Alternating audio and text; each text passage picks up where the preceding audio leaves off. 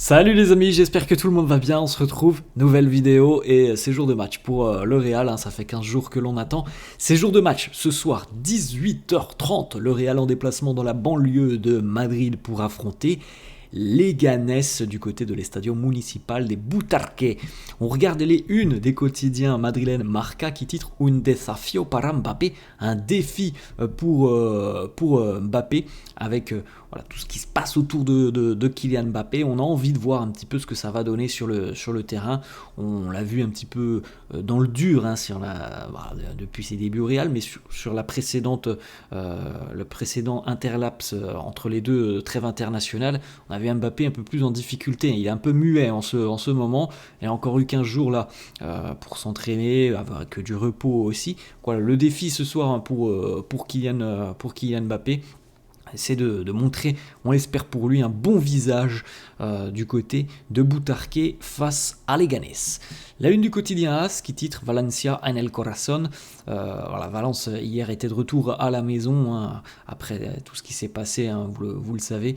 Et Valence a tenu d'ailleurs à remercier le Real. On va regarder ça dans quelques instants. Momento Brahim, c'est juste là, c'est certainement à l'heure actuelle le madrilène le plus en forme au vu de ce que l'on a vu sur la trêve internationale. C'est certainement le joueur le plus en forme. Brahim évidemment qui normalement, à moins d'une mauvaise surprise, sera titulaire ce soir. On regardera les compos d'équipe dans quelques instants. Le FC Valence, justement, qui remercie le Real. Alors vous vous souvenez, notamment face à Osasuna, on avait eu un énorme drapeau de la communauté de Valence qui avait été déployé du côté du Bernabéu. Le Real a prêté donc voilà ce drapeau du côté du FC Valence qui était de retour hier à Mestalla, et le club valencien a évidemment réagi sur les réseaux sociaux en remerciant chaleureusement le Real pour avoir offert voilà, le fameux drapeau de la communauté de Valence. Quelques petites photos de l'entraînement de la veille, on retrouve Luka Modric notamment, Arda Güler aussi présent sur cette photo, on voit évidemment aussi Fede Valverde. On a la concentration, la technique et l'élégance de Jude Bellingham sur cette belle photo. Petite information aussi assez importante, nous avions plusieurs joueurs de l'académie qui étaient présents hier à l'entraînement. Il y en avait énormément d'ailleurs. Raúl Asensio, Diego Aguado, David Jiménez, Christian David, Daniel Yanez, Gonzalo Garcia. Tous se sont entraînés avec l'équipe première hier. On regardera le groupe dans quelques instants. On a un petit nouveau qui arrive dans le groupe de Carlo Ancelotti. Autre information, alors évidemment trop juste pour revenir aujourd'hui. Alors on verra s'ils pourront être à temps dans le groupe face à Liverpool. En tout cas, Rodrigo et Lucas Vazquez se sont entraînés individuellement hier avec ballon. Donc ils n'ont pas participé à l'entraînement avec le groupe, mais c'est quand même une bonne nouvelle. Voilà, ils sont sur le terrain, ils s'entraînent avec le ballon, ce qui est une très bonne nouvelle quand même pour Rodrigo, parce qu'on l'a déjà dit il y a quelques jours, mais on imaginait que Rodrigo allait être absent jusqu'à la fin d'année. Donc là, visiblement, il est beaucoup plus proche d'un retour que d'une absence jusqu'en fin d'année. La liste des convoqués par Carlo Ancelotti, et donc vous pouvez le constater, le jeune Diego Aguado qui est appelé donc dans le secteur défensif. Raúl Asensio évidemment est appelé aussi. Diego Aguado, alors jeune joueur de 17 ans qui évolue normalement avec la Castilla, même voire la U19. Diego Aguado, s'il est défenseur central, il peut jouer aussi en tant que latéral droit et non pas latéral gauche comme c'est inscrit ici.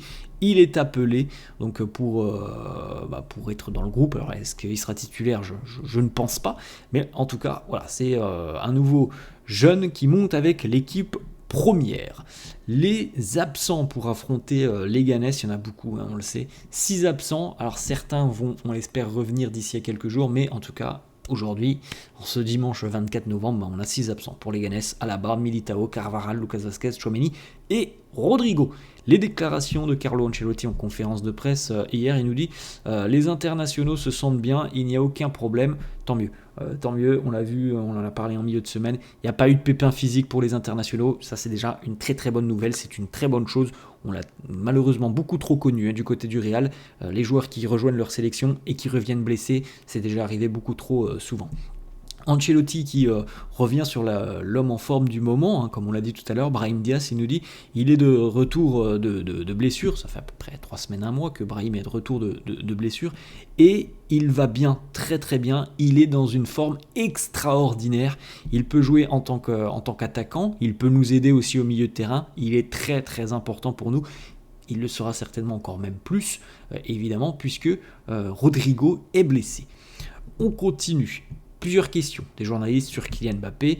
Est-ce que Mbappé a demandé notamment à jouer à gauche? Carlo nous dit Mbappé n'a demandé à jouer dans tel rôle au détriment d'un autre rôle. Mbappé et Vinicius n'ont pas de rôle fixe, ils peuvent changer au cours d'une rencontre. Voilà, la donne elle est claire, elle n'a pas changé, on en a parlé hier hein, les amis, Vini il reste à gauche, Mbappé il reste numéro 9, après voilà, pendant le match s'ils veulent intervertir, il n'y a pas de souci, mais voilà, en aucun cas Mbappé n'aurait demandé à être réutilisé sur son poste de prédilection, à savoir ailier gauche. Ancelotti qui revient sur Kylian Mbappé, sur la méforme de l'attaquant français. Il nous dit sa mauvaise série, elle peut arriver à tous les grands attaquants. Ce n'est pas le problème Kylian Mbappé.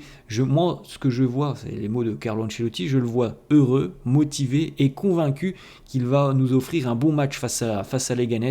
Ses qualités sont extraordinaires. Kylian Mbappé nous dit il s'entraîne très bien, sa condition physique s'est améliorée, il va montrer ses qualités demain. Bon, on espère, on a envie hein, franchement de le voir rayonner. On se souvient que les déclarations de Carlo Ancelotti il y a un mois, juste après la trêve internationale, et vous vous en souvenez, c'était juste avant le premier match, donc face au Celta Vigo, on avait eu les mêmes déclarations. On nous avait dit Kylian Mbappé a bénéficié de ces 15 jours pour travailler physiquement, il est mieux, il est plus en forme.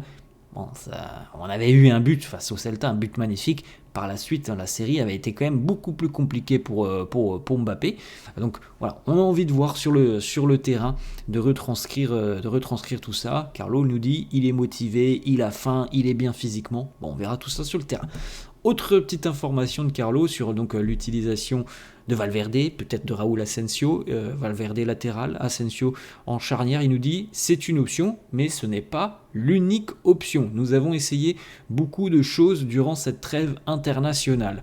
Durant cette trêve, nous avons travaillé sur l'aspect défensif. Nous avons Asensio, nous avons Ferland Mendy, nous avons aussi des options au poste de latéral. Carlo qui a été interrogé aussi sur la Castilla, le fait que la Castilla permette certaines fois à des joueurs de monter en équipe première. Voilà la déclaration de Carlo qui nous dit l'objectif, ce n'est pas de donner du temps de jeu aux joueurs du centre de formation. L'objectif pour nous, c'est de gagner. Mais ils sont très importants.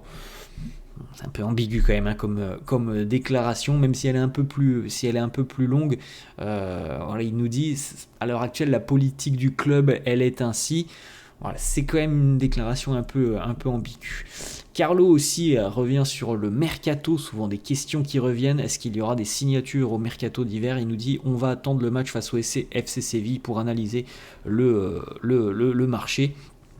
Je pense que les amis, le point, comme on l'a dit déjà plusieurs fois, le point sera fait en fin d'année 2024. Voilà, on fera un point sur les forces, les faiblesses de cette équipe et on verra ce qui se passera sur le mois de janvier. Raúl Asensio qui devrait potentiellement démarrer ce soir en tant que titulaire. Seuls 5 joueurs de la Castilla ont eu l'opportunité de démarrer une rencontre de Liga en tant que titulaire au XXIe siècle. Seuls 5 joueurs de la Castilla. Victor Tchust, Gary Kagelmacher, Alvaro Mejía, Ruben González et Pavón. C'est quand même assez restreint comme liste. Il y en a eu 4 d'ailleurs jusqu'en 2009 et après juste 1 depuis 15 ans, c'était Victor Tchust en 2021. Raúl Asensio pourrait rejoindre cette liste ce soir. Les compos d'équipe probables, la compo du quotidien, Marca, Courtois dans le but, Rudiger et Asensio charnière, Valverde donc latéral, Mendy à gauche, Camavinga, Modric, Bellingham milieu de terrain, Vini, Mbappé, Brahim.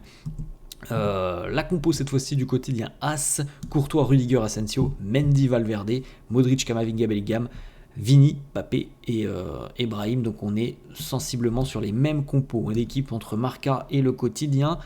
As, donc normalement on n'aura pas de surprise ce soir. Voilà les amis, la fin de cette vidéo, j'espère que ça vous a plu.